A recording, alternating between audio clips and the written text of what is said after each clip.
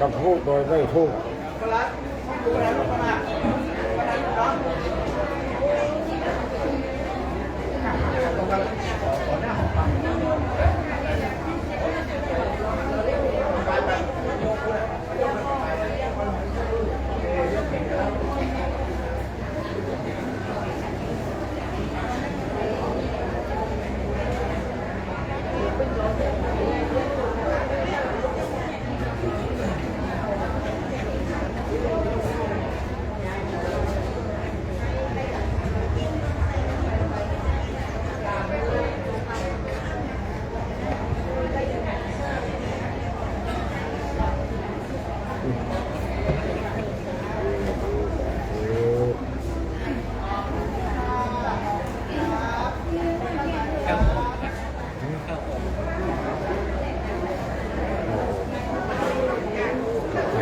นี่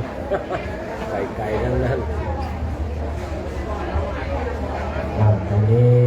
ที่หอคำก็มีการบันทึกภาพจากประเทศเรียบร้อย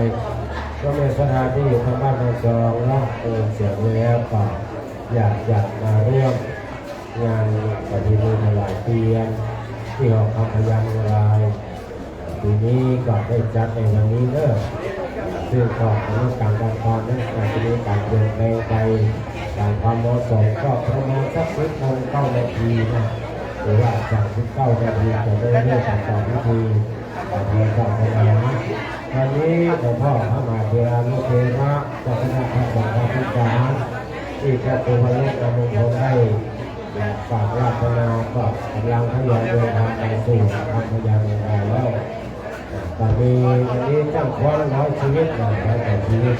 ที่แม่ชากลับมาร่วมจำนวนด้วยสมาชิก60 คนนะดังนั้นพวกแม่ชาที่อยู่ในบ้านจออยากจะร่วม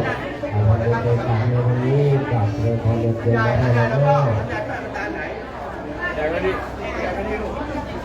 เอาบ้างนะทุกวันเลยเด้อไม่ให้มันทบเด้อไม่ให้มันกิ้งทบวันดีๆอัน2 อันวันนี้เอา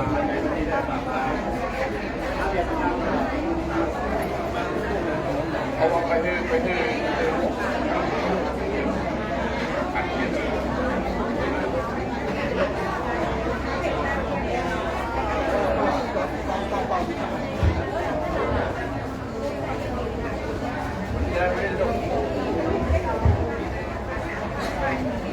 น้องรักคนแต่สบายเนอะจันเนอะ